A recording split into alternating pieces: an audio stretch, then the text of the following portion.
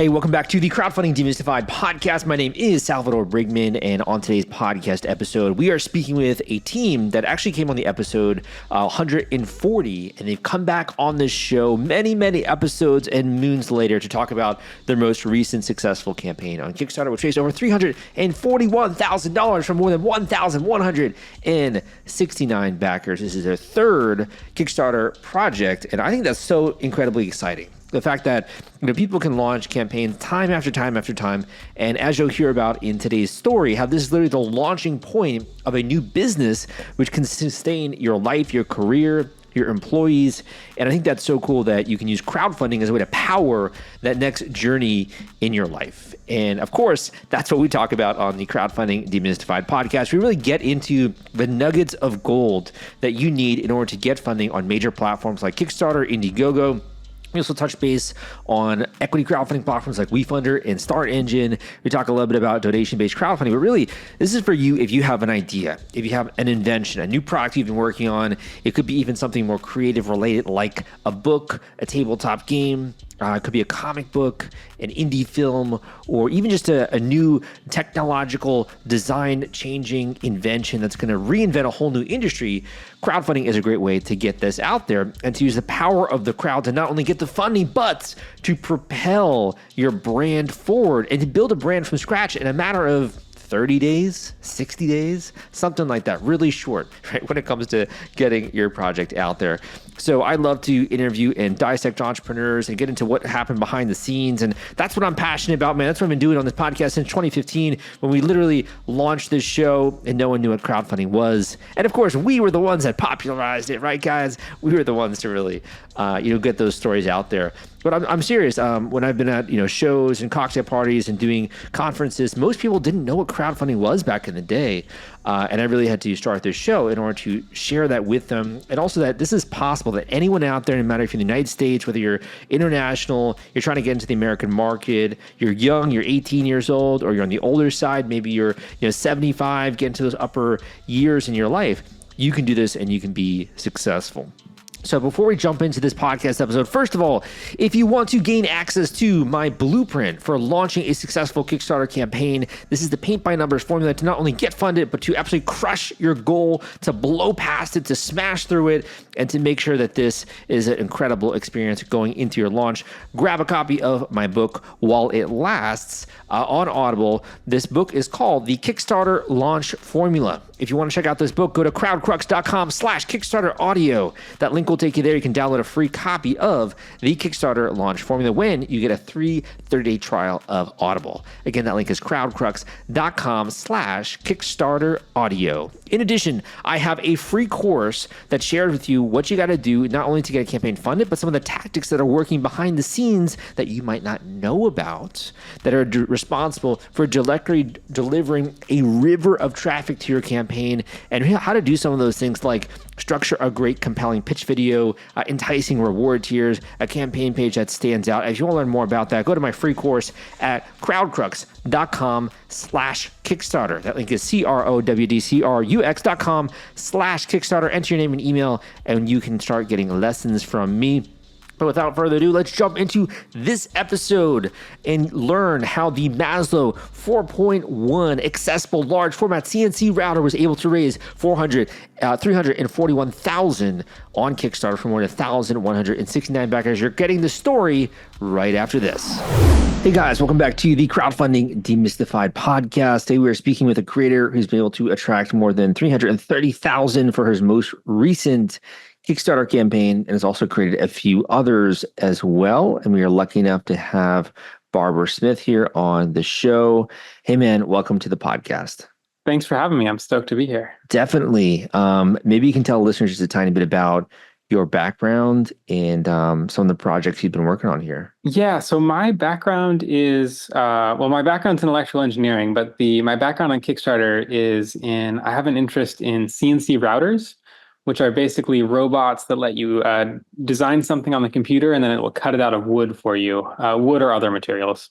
You can work with foam, plastic, things like that. And basically, I fell in love with that kind of robot in college, but they were incredibly expensive. And just sort of as a lark with some friends, I decided to see if I could build a cheaper one. And we figured out a pretty cool way to do it. Very cool, very cool. And have you done a couple campaigns here on Kickstarter, or is this your first one? No, this is my fourth one actually. Yeah, I did Wow. my first one, yeah, all the way back in 2014, I think. Um, yeah, so this is our fourth one. This one's Is it actually Kick mostly an update to our last one. So we there? raised about $800,000 a year ago, and then this one we're doing an updated version of the same design. Very cool. What keeps you coming back to the platform here? I have sort of a love-hate relationship with Kickstarter. I love Kickstarter in that what we do is open source and it's very community driven, and we have basically an awesome group of folks on the internet, and we really focus on sort of, how can we serve that community? And Kickstarter is a wonderful way to gather a community together to like get something done. In particular, we have some expensive upfront costs in terms of tooling, manufacturing, things like that. If we buy parts in bulk, we can get a much cheaper price. So Kickstarter gives us a place to gather everyone and basically do those bulk orders.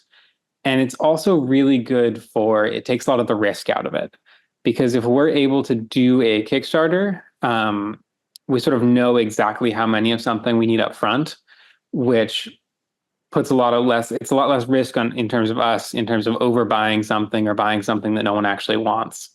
And I've had really good luck with Kickstarter, both as a way to sort of gather an existing community and also like find community. Like people do find Kickstarters just from out of the blue, people who we've never interacted with before. Yeah, and then my sort of like less excited part about Kickstarter is I do feel a little bit hesitant sometimes. I think the Kickstarter brand is a little bit tarnished sometimes by projects that don't deliver. Hmm. We have a strong history. All of our Kickstarters have delivered, all more or less on time. We've been a couple months late occasionally, but never more than 6 weeks kind of thing. And I think that I would love to see Kickstarter do more to encourage projects to deliver, especially in the Hmm. hardware space and especially in sort of the more like weird experimental robotics kind of stuff. I think it's easy. It's hard to make these kind of things and it's hard to manufacture them. And I think it's easy to overpromise and underdeliver. And I think that's something that so I love Kickstarter. I keep coming back to it because it does seem to be the best tool we've Right. found for gathering community and making a real thing together. I don't know if you remember. Do you remember Tom Beckett working on one of your Yeah, campaigns there? yeah, he's a great friend of Um, mine.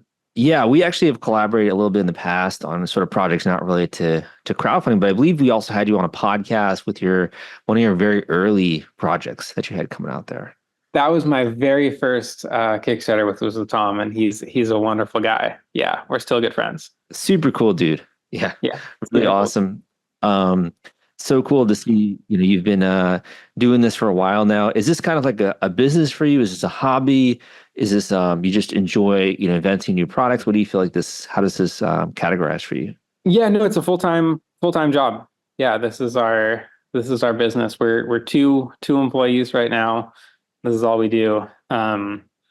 And it's definitely entirely made possible by Kickstarter. I think that this is something that I wouldn't have taken the risk to jump into, because I had to quit my job to do this, and I think that it's a lot different to quit your job if you already have a thing, a next thing that there's at least enough money to start versus quitting and then not having a next thing or taking the risk of jumping into something that maybe no one's interested in. Kickstarter does a really great job of seeing if there's a market before you actually have to commit to doing the thing. How would you say the platform has changed over time, from doing your initial launch to today, which you just had a massive campaign or are currently running, a massive campaign? How has it changed, would you say? I think it sort of went through like an arc of the very early days of Kickstarter. It was very like idealistic and everyone was like, this is the future of, doing things.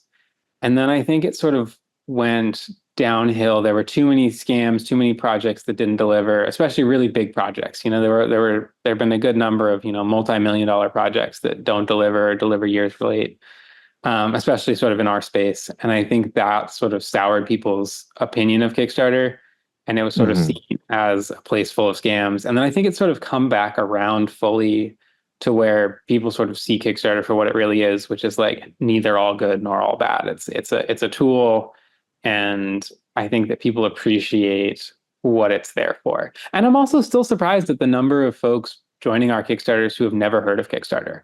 Like I'll get messages from people. I got a message last week where someone was like, "Hey, I want to buy this, but like I saw there's a disclaimer when I, check out that says like Kickstarter rewards are not guaranteed. Like, what does that mean?"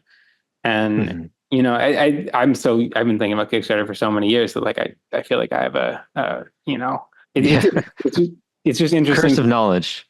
Yeah, exactly. And it's easy to be reminded. It's important to be reminded that it is still new to a lot of people. And I had to, sort of explain that like, we will deliver, like, our timeline is pretty certain. And, here's our track record and things like that. But it is still, I think for the most part, people at this point understand what Kickstarter is and how to use it, and that it can be a tool for basically empowering a group of sort of disconnected people to do a thing financially that would be very difficult to do without that. Very true. And just to put this into context, you guys actually came in our episode 141 of our podcast with your first campaign. Now we're on episode a little bit over 500.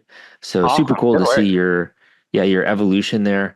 So in terms of, your project, one of the items it seems like you took away is this topic of injection molding. And a lot of people aren't really familiar with that topic. Why was that a lesson learned for you, or what made you decide to focus on that topic for today's show? Yeah, I think that's something we only did starting in our Kickstarter before this one, and this one were our first Kickstarters that used injection molding.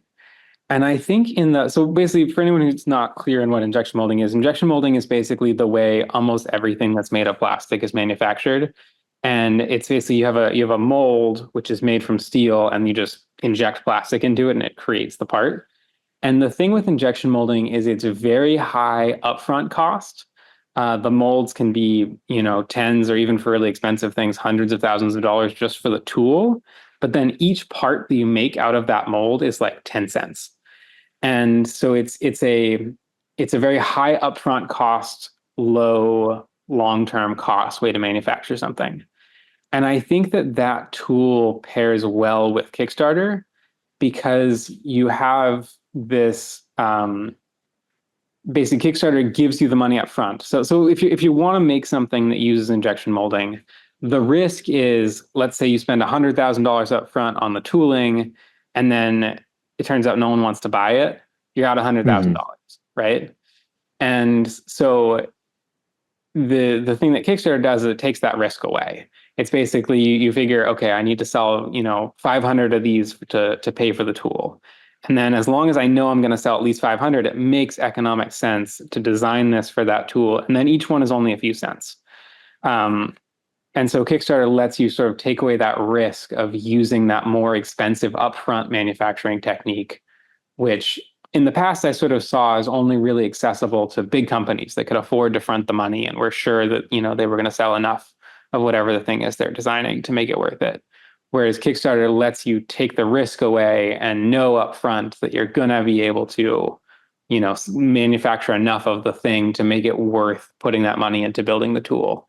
And that's been really powerful for us. I think that's a really interesting and exciting thing to explore. So let me ask you kind of a dumb question here, right? So in terms of, CNC and your router, so you guys are able to help artists and creators make digital designs from plywood, hardwood, plastic, right? Sheetrock. Yep. How is what you're doing different from injection molding? Is it you're mainly focused on prototypes, or you're more focused on design? So, can you just explain that a bit?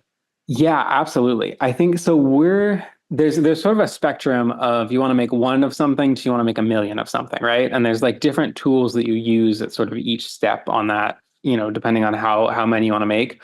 The tools we make are really focused on you want to make one of something. Like you want to make a sign with your name on it, and our tool will cut out exactly what you program it to cut out.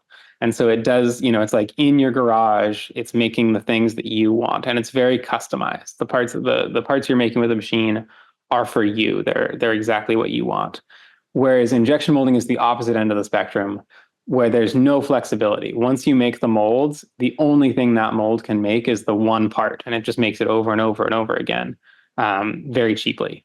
And so we're using injection molding, which makes many of the same part over and over again, to make a machine that then lets you do very bespoke, one-off things that are customized to exactly how you programmed your machine to make your parts. What would you say, or how would you describe the people who use your machine? Is this for business purpose or hobby, or what do they tend to use your CNC router for?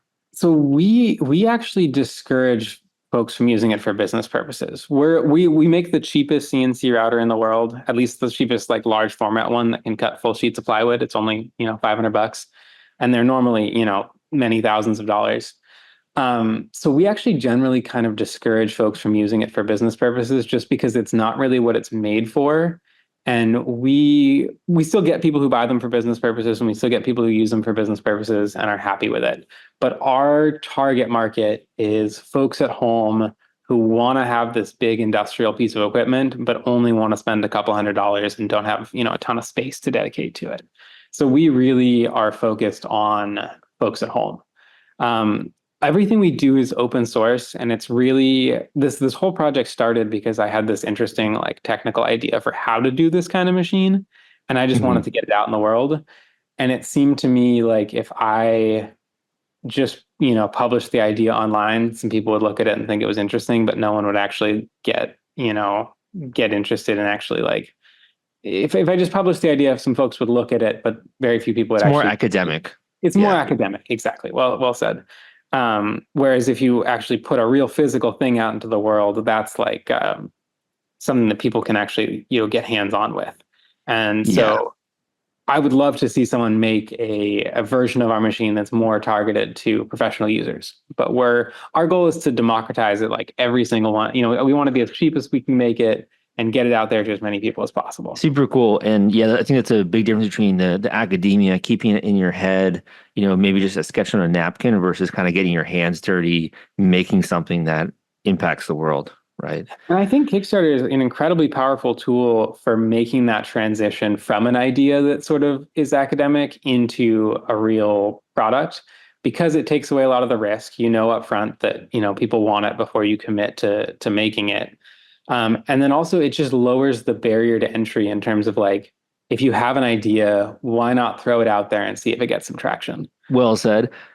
I will say a lot of people, I think, when they see your project, I mean, you're raising, over 6 figures, or 1,000 people have backed this, right? They're like, gosh, that's a lot of people, and I'm public. What happens if I get comments? What happens if people don't like it? What do you sort of learn from the community as you're going through these projects? Yeah. One thing that we have done since the very beginning, I think, is we do a Kickstarter update every single week. It's every Wednesday. I just finished writing this week's update. And we have found that is a really, like having really good communication, I think, is the key to not stressing about that kind of thing. Because if we do a really good job of being transparent about exactly, like from day one, like you've gotten 4 Kickstarter updates before the campaign even finishes. So hopefully anyone who's like not stoked on what we're making will have dropped out before they even get charged, right? Which is, we don't want to sell things to people that don't want to buy them, right? Like we want to make sure everyone knows what they're in for. And then we also find that just sharing that progress along the way, people are excited about the product more. They're excited about, like if we share any issues that come up, like if something's going to be late, like we can share that well in advance. And so people aren't surprised when we ship a week late or a month late or whatever it is, because we've been, talking about exactly what we're working on each week and what's behind schedule and what's going well. And then I think it also is really one of the most powerful things about Kickstarter is that it really truly is a way for a group of people to come together and make a thing real. Like I see sometimes on Kickstarter, you have companies that are like, have a fully finished product and are basically launching it as Kickstarter as a way to build hype. And that's cool. But I think the real magic of Kickstarter is when people can see that the thing that is being built wouldn't exist if it weren't for them. Like if people didn't back our Kickstarter, we wouldn't just be like, oh, well, we'll just go manufacture it through some other channel. Like we truly need that money to make the thing real. And we also incorporate a lot of community feedback into our designs. So I think sharing everything we're working on in the weekly update is a way for us to bring people along the journey, show people that the product only exists because they helped make it exist, and incorporate their feedback. And I think those things combine to make it so we don't have too many people who are. I'm not too worried about people having negative comments because I don't think what we're making is for everyone. But I think that if we can communicate effectively, I think when I see a negative comment, I don't think that I did a bad job at making the thing. I think I did a bad job at communicating to that person what the thing we're making is for. And I think sometimes we fail, sometimes someone will buy it and they'll be like, I didn't realize it was a kit, or, I didn't realize such and such a thing. And I feel bad about that. Like we try to, fix that, but like I think that the way to avoid that stressing about people's negative reactions is to make sure we have really good communication so that people aren't disappointed in the first place because they, are very clear on what they're getting. There's some quote out there, and I'm probably gonna get this wrong, but there's a quote out there that like the mark of a good engineer is knowing when to stop adding functions to the product, or a good artist is knowing when to stop adding new brush strokes to the canvas because it's complete, right? So how do you filter between all of these new suggestions you're having coming in, which ones to add, which not? Do you have any thoughts on like a framework or how you think about that? That is such a good question. I think that's the hardest thing we do because it's hard to be the sort of arbiter of what ideas make it in, because a lot of folks will have good ideas. Like the idea in itself is not wrong. It is a good idea, but maybe it's only useful for a small subset of users, and it adds an extra button that everyone has to, have there, but it's not really useful. And I think that finding a way to navigate that's something we deal with every day. I don't have a one size fits all. I think it's important to make sure everyone feels listened to. So like even if someone's idea isn't incorporated, I make sure to like facilitate, like, let's have a conversation about it and see how it fits. I think I think that's something that's really tough, especially for open source projects. I think the thing that kills a lot of open source projects is they just get more and more and more features until they're unusable. And I think the thing that makes a really good product is, like you said, it's like it has a limited set of features and they work really reliably. And so like that's sort of where we're trying to go.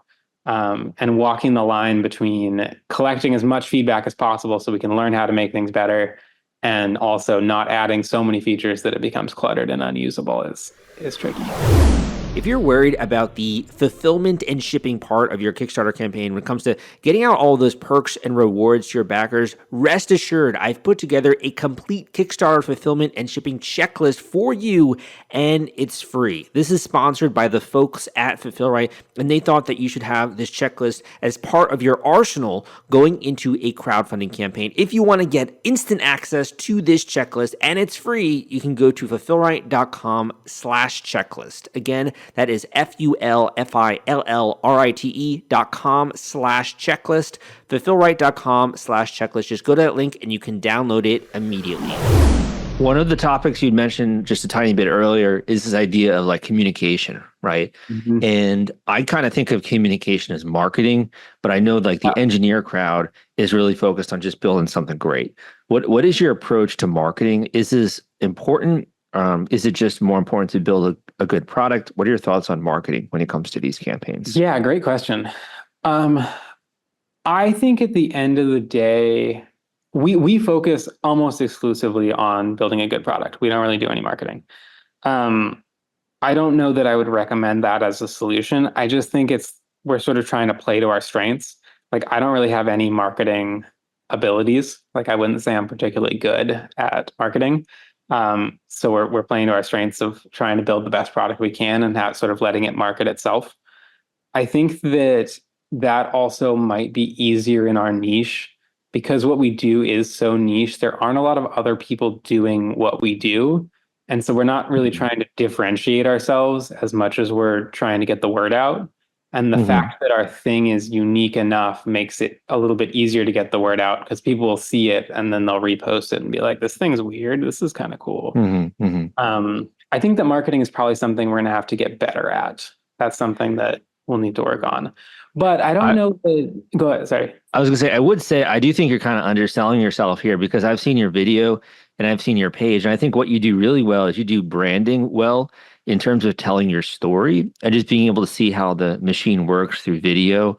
A lot of people just kind of gloss over that. And I think that's really where you build value for what it is you're doing there. Thanks. Yeah, I think that very much comes from a place of like, it's genuinely just something I'm excited to share. And so it's easy to do that. But I think you're right. I think that's something that we play to our strengths within marketing as well, in terms of like, I don't feel good. I don't know how to make good Instagram ads, but I do know how to like show the things I'm excited about. And so that makes it a little bit easier. What are your biggest takeaways from like other, you're like an expert on this. What from other campaigns, what are the things that people do for marketing that you've seen in the past that work really well? Like what are the hallmarks of good marketing? Well, looking at yours, I mean, you got some great GIFs on the page, which I think is really important. You have some high resolution photos. Sometimes people are just taking photos with their iPhone, right? And it doesn't really come across as high quality. I love that you also are showing the fulfillment kind of as it's coming together. You're showing the machine working, the designs with the software, right? You can see the team behind it. So I actually think you have a lot of good elements when it comes to your story there. It's pretty clear you guys care a lot about the products from what you put out there. We get a ton of marketing emails from groups that want to, we'll send out, they're like, you pay us and we'll promote your Kickstarter to people. We've never done any of those. Have you heard anything good from those, or what's sort of the consensus on those? It's kind of like dodging landmines, where like, well, once in a while you find a treasure chest, right? So some of them do work, a lot of them don't. So you got to know which ones to use. And also Facebook ads, meta ads are huge, but you also have to know how to get that funnel working. And I think you guys, if you already have an existing community, you already have a little bit of brand, and you already have a pretty good feature set, that could be an untapped potential for your business, definitely. Yeah, that makes sense. That's good advice. Thank you. One thing I would say is that once you turn on marketing, you then have to be aware that you're getting lots of orders internationally. And I know one topic that for you resonates very well is this idea of like tariffs, right? And fulfillment. What are your thoughts on that subject? Because I know that's kind of like a doomsday for many creators. That's huge. So I did a couple campaigns and then I didn't do anything. I had a different job for a while, and I came back and this was suddenly, it was post tariffs, and I knew that tariffs existed, but I didn't really think about them that hard. I was just like, it's a little bit of an extra expense. And we paid almost $100,000 in tariffs on our last Kickstarter. Wow. Yeah. It was insane. Huge. Yeah. So that is a huge cost that was suddenly added.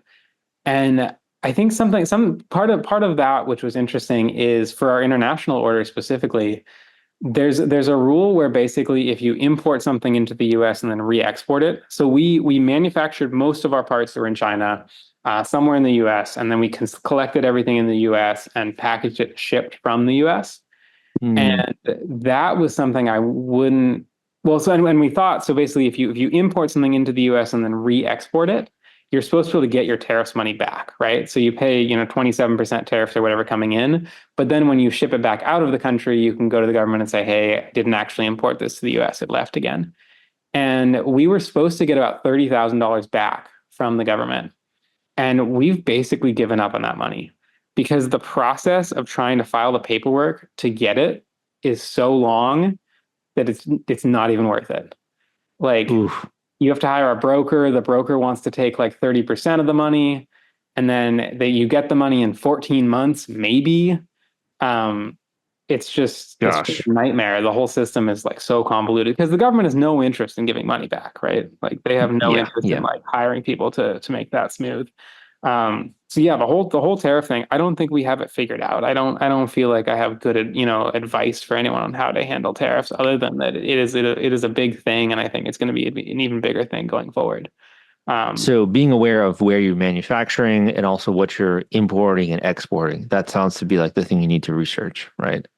yep, all of that, and just budgeting for it, just having a line item, and then also it's all very dynamic. I mean, like between when a campaign ends and when your goods arrive, the law can change pretty dramatically. Um, Hmm. so I think that is sort of like an extra level of stress of, keeping an eye on like what's sort of in the pipeline in terms of like how the rules could change in the near future. Um, Understood. I think a lot of people, when they see, your previous campaign, and just to put this in context, you guys did 822,000, right, on Kickstarter off of a $197,000 goal.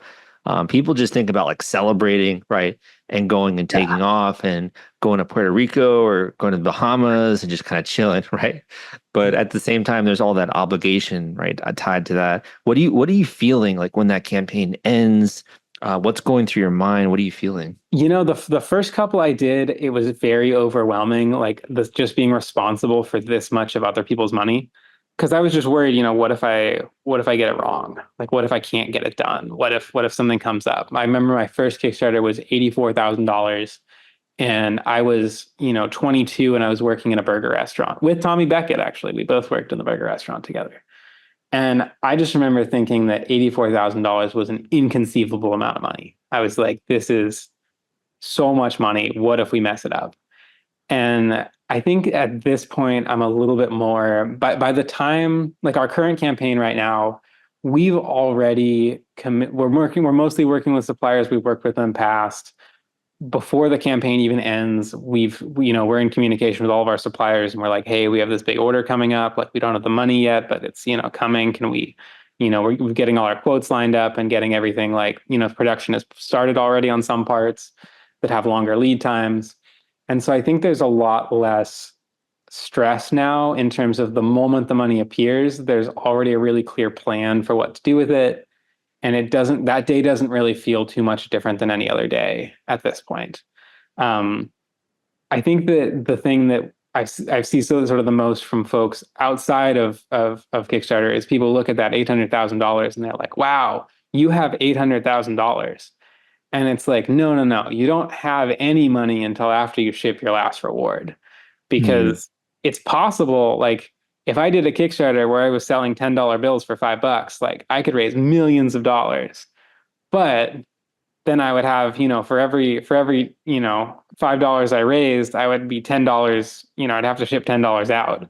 So it's like Right. that money, you don't really know exactly what your profit was until after, or if there was any profit until after you ship. So I think that bigger campaign numbers are flashy. People love to see, $1 million, whatever on the Kickstarter page. But I think that maybe having a more realistic goal of, like, it might be better to do a smaller campaign and have a really clear understanding of your costs, and then Hmm. be able to deliver and build a community and build trust and do another one down the road, or do direct sales, or, build on top of that. Like, I think that the bigger campaign doesn't necessarily mean you're more likely to be successful as a business. I think that doing Right. a smaller campaign, learning, and mistakes are less expensive when you're small. It's like if you order 100 of something and they're wrong, that might be fixable. But if you order 100,000 of something and they're wrong, that's kind of, might be the end. That's a big problem. Yeah. Yeah, exactly. So you get bigger money, but also bigger problems. So I think biting off sort of a reasonable sized goal is important. That kind of is a nice jumping off point, because I was going to kind of talk about just Maslow's CNC here for a second, which is, we focused a lot on like project launches, but you have this really unique perspective of having done launches, but also business building, right? Are there Yeah. any things that you've taken away in the last couple of years when it comes to building a business, either that surprised you or that you think would be useful for other people? I think it's easy to underestimate how hard it is to build a business. Like, we're fully open source. You can go on our website right now and you can download all of the files, all the software, everything that we use to make our machine. And I think I expected when I first got into this, I expected that we would have someone would take all of our designs and we'd have competition. And we do. Like there are other companies that are taking our designs and selling them, but they're not very good at it. Like just running an efficient and good business is very tough. And so I think when I started out, I thought that the important part was the idea, and that the business was there to support the idea. And I think that really the business is critical. And you can't, if you have a great idea and a bad business model, it's not going to succeed.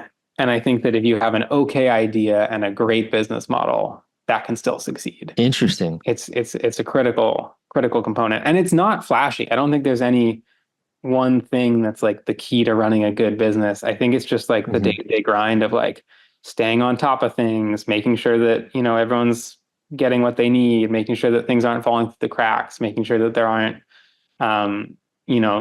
little mistakes getting made that can add up. Or I'm always the person who gets paid last. It's like payroll. Everyone else gets paid first, and then if there's any money left over, I get paid, kind of thing. I think I've seen some. There's a temptation, like you said, it's like you get the Kickstarter money and like, woo, I'm going to Puerto Rico, like let's party.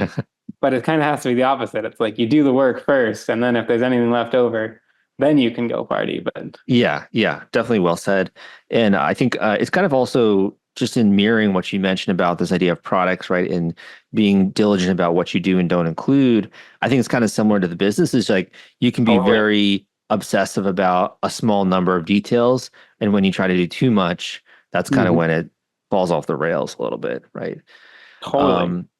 Well, awesome. First of all, where can people go to learn more about Maslow 4.1? Where can they go to check out your campaign here? MaslowCNC.com, MASLOW, and then CNC like Charlie Nancy Charlie.com is our website.